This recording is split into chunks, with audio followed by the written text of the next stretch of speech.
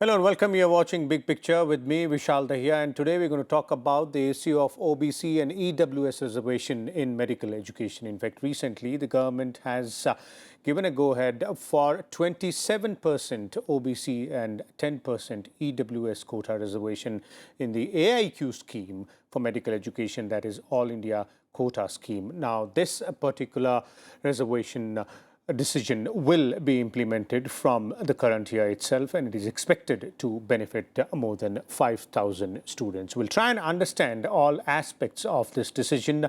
Why was it taken and how will it benefit the students specifically from the OBC and economically weaker section quota. And for more on this, we're joined by two distinguished experts. Let me first introduce them to you, beginning with, we have with us Dr. A.K. Jain. He's the principal at the University College of Medical Sciences in University of Delhi. We're also joined by Dr. B. Srinivas. He's ADG in the Ministry of Health and Family Welfare, Government of India, and deals with the medical education part as well. Welcome, both of you gentlemen. Let me begin with you, Dr. Srinivas. Let's start by understanding more about this particular decision which has been taken by the Ministry of Health and Family Welfare. Gee, I think this is a landmark and historical decision which has been taken by the Ministry and Government of India, and we thank Prime Minister Modi for that. And the issue is, ये case बहुत लंबे समय से it was in the Supreme Court, and in 2015 the Saloni Kumari court case was going on. Since then, the issue of reservation has been going on till that time, and as a period of even for 6 years now, the litigation is going on. So ultimately, the government decided, and it was a decision and very good decision by the Government of India, that many of the students, especially the OBCs and EWS students, were being not given that reservation for such a long time. And keeping in view that so many seats are not being given, the Honorable Prime Minister, along with our Honorable Health Minister, took a decision. And this will be implemented from this year onward itself.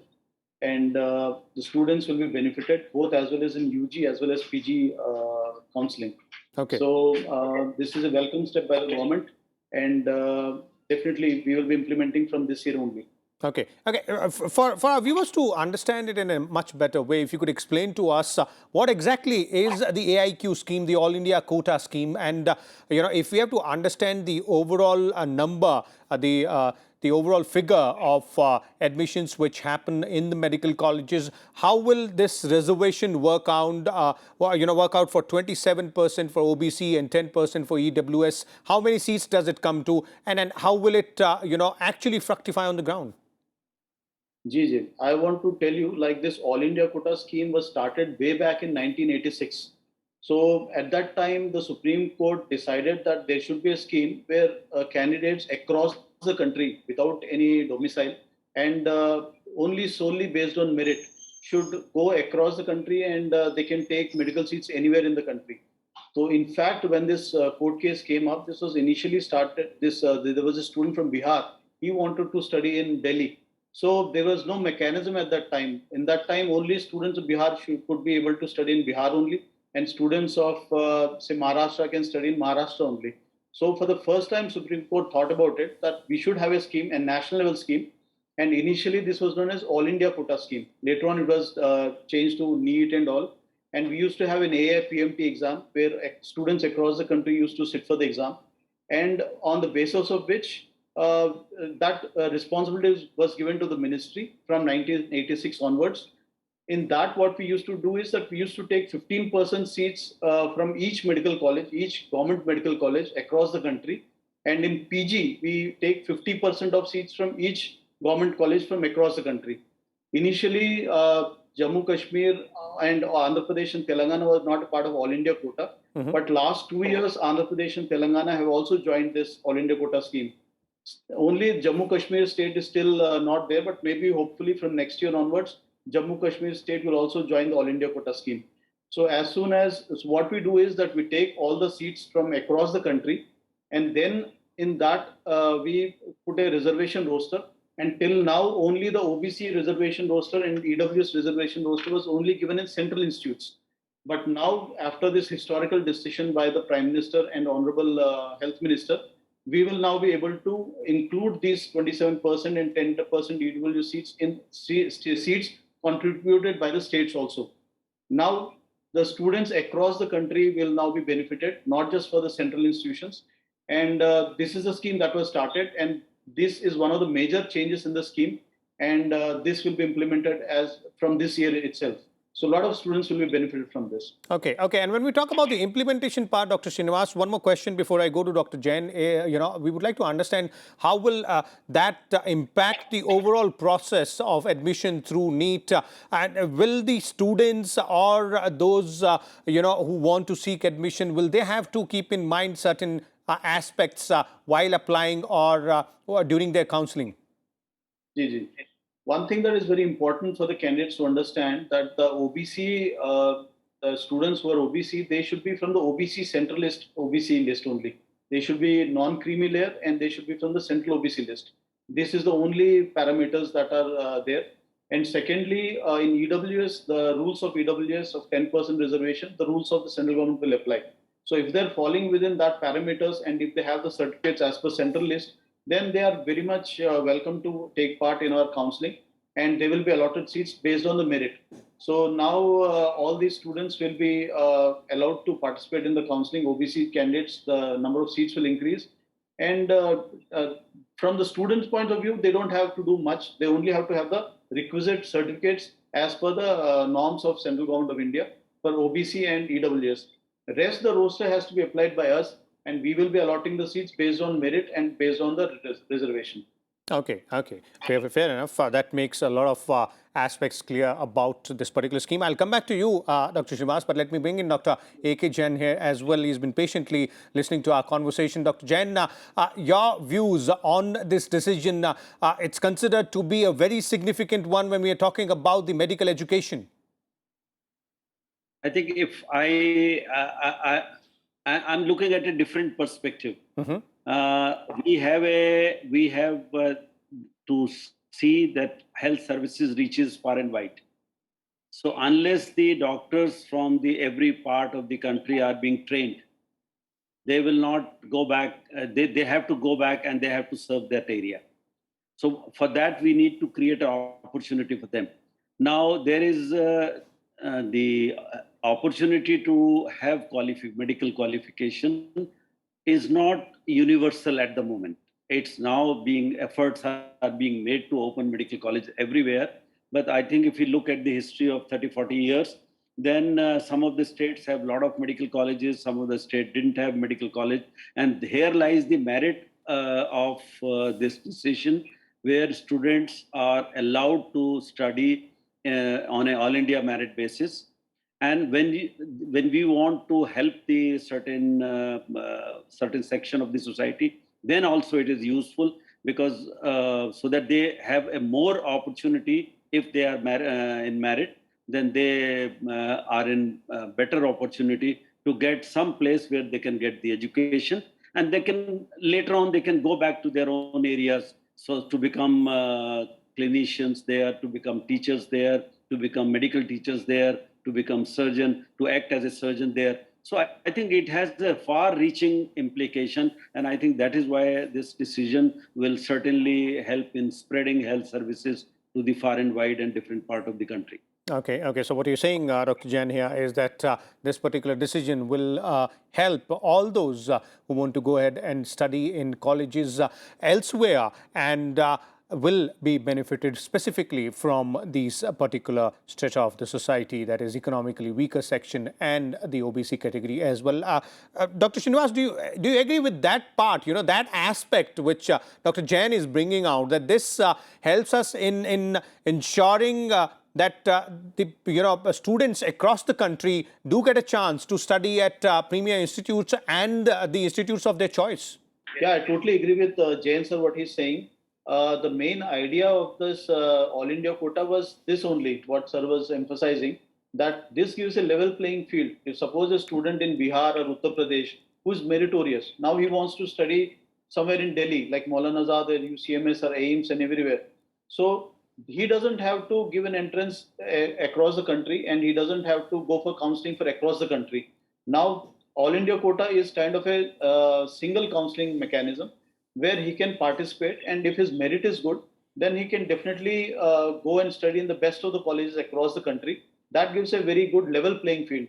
And now by introducing this new reservation system also, poor students and students who are not able to come out of their states and who could not study in a prestigious colleges, now they will get a good chance to study in one of the best colleges across the country. So there is no bar as far as the merit is concerned, and they can come and study. And that is the beauty of All India Quota scheme. Okay, okay. Dr. Jain, since you're heading one of the premier institutes here in Delhi as far as medical education is concerned, one question which I would like to ask you is, does this change anything for institute like yours in terms of, not only the number of students you're getting, but the way or the category of students which you're getting? No, I think from the student perspective, nothing, there won't be any big change, because we are getting as such student all across the country, and the PG postgraduate we are getting from every part of the country.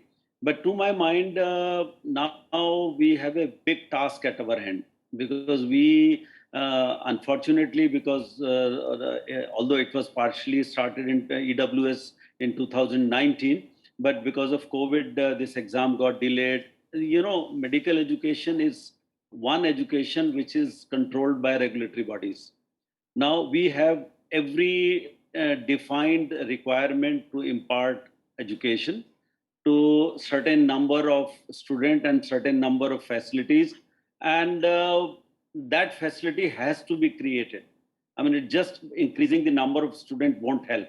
Say, for example, I have to increase my capacity of laboratories. I have to increase my capacity of hostels, because medical education students coming far and wide, they have to be given a hostel if you want for them to have a conducive environment to become a good doctor. They have to be given good opportunity to work in the hospital. So we have to expand our existing hospital infrastructure as well, our laboratory infrastructure as well, and then and even the teacher number. So we have to really have a big task at our hand. It's just not the number of students who are coming, but we have to really we have to work for the vision of the Prime Minister, Honorable Prime Minister, to see to it that we are able to provide them a very good medical education. Okay, okay, that's a very important point out there, and I'd like to bring in Dr. Srinivas here on that as well. Dr. Srinivas, as Dr. Jain is saying, just increasing the number won't help us. Obviously, this particular pandemic has shown us the importance of putting in place, not only good institutes, but also good infrastructure there as well, so that we do have a trained manpower when we're talking about the health sector. So in terms of that infrastructure aspect, which Dr. Jain was referring to, how do you think, what exactly is being done? Obviously, this is a very important decision which we started talking about, but there are various aspects to ensuring that a quality medical education is imparted to the talent. Yes, sir, I agree totally with sir. And for that, the Ministry of Health has already taken steps, especially two steps. I think for to have a good medical education, or for any matter, for any education, you need two things. One, the entry should be standardized. That was done through the NEET when we introduced NEET from 2012-13 onwards. We have a single standardized exam. Earlier, what used to do is that the private medical colleges and states, they used to have their own entrance examinations. So there was chances that the quality of students entering into the system was very lax. Now that has been looked into, because now we have a single NEET examination, which is very well organized by NTA. And now it's that is why the students that are coming inside the medical colleges are quality medical students. And number two, now what we are proposing is that NMC, that National Medical Commission, it is going to start with NEXT exam, next exam, that is the exit exam. Now this is most likely to start from 2023. There what we are planning to do is that every student has to pass a common exit exam before getting a license to practice. So there we're ensuring that the standard of quality of students that are coming out of the colleges are also high standard. So by having a good quality of student entering the college, and the student who are coming out of the college through next exam, we are ensuring that the entry as well as the exit is of high quality. And that will ensure definitely the students coming out to be good. And colleges which are not having good quality, automatically those students will not be able to clear the next exam, and automatically such colleges have to pull up their socks, and they have to ensure that good quality teachers and faculty are there, or else the students will fail and ultimately nobody is going to take admission in those colleges. Indeed, and Dr. Jain, your views there on this very important aspect, because the exit exam part seems to be in tune with ensuring the quality, maintaining the quality of the talent which passes out of the medical colleges. It's obviously it's step by step, and everything is interrelated. It can't be just about reservation in admissions, then it can't be just about infrastructure. We will have to ensure the quality of those who pass out from these medical institutes as well. I think I fully agree with it, because it is my firm belief that our health sector and healthcare can only be solution to our healthcare problem is when we take the services and education together. We just we have to integrate the health services with the health education, medical education, and the solutions will come from medical education only. So, well, I think it is not only that they have besides the exit exam, but to my mind is another good use of this exit exam, that this exit exam could be used to give the further admission to the postgraduate courses, and we can use that internship period, which at the moment students are consuming to prepare for NEET entrance for PG, for the actual training part, skill learning part of the doctors of the medicine. So to my mind, the reforms are definitely on, and we are moving step by step in right direction, so that whatever products comes out, that product should be able to deliver health services and healthcare needs of the nation or of that particular geographic area. And this is exemplified. This has been very strongly cleared by this pandemic, that how far we can be put to this stretched. So that is why probably we have to really concentrate on delivery of education. We have to concentrate on exit, and we have to concentrate on the product. MBBS product which has come out should be able to perform the work of a basic doctor. A specialist which we are coming out should be able to perform like physician or surgeon, and should be able to serve the population. Okay, indeed. And that's a very important suggestion coming in from you there, Dr. Jain, in terms of how to utilize the exit exam option there, which Dr. Srinivas was earlier referring to. Dr. Srinivas, your concluding comments on what more needs to be done. You're part of the apparatus, which is looking after the medical education in the country. And there are various aspects which we've, discussed and spoken about today, starting from reservation in the AIQ scheme, infrastructure, then obviously other reforms as well. But what more can be done, and what more is being done by the government? Yes, sir. I think one thing that is being done is that we have identified some aspirational districts across the country. There we are upgrading the district hospitals. There are many district hospitals who have good patients, lot amount of infrastructure. In such district hospitals, the government of India, along with the state governments, we are having a central scheme where we are upgrading those district hospitals into medical colleges, so that they not only treat the patients, they'll be in a position to train the students as well. So already almost 150 medical colleges have been made, just are in the pipeline to be converted from this district hospitals to medical colleges. So that will also address the shortage of doctors which we are seeing. Right now, we have around 86,000 undergraduate MBBS seats right now, and almost 50-50 are in the government and 50% in private. Nowadays, the government colleges are more. And we are planning to increase that from 80,000 or 86,000 presently to more than 1 lakh in another 1 year or 1 to 2 years. So once it happens, then we have a large amount of students and trained MBBS students who will be able to participate in the groundwork, especially in times like Corona. Also, we are also starting the district residency program, because we have seen even if the doctors are there, most of the doctors are concentrated in the urban areas. So for the PGs, we are starting a district residency program. It is in the pipeline in the NMC. So all the postgraduate students will be posted for 1 to 2 months or 3 months in the rural areas, and there they will be trained, or they can, both ways it can go. They can also get to know what is the rural area setup, and they will be more aware before practicing. And also good trained manpower will be available in the rural areas. Okay. So this way, with one stroke, we can have training for the rural areas as well as students and doctors being available in the rural areas. So that is also in pipeline.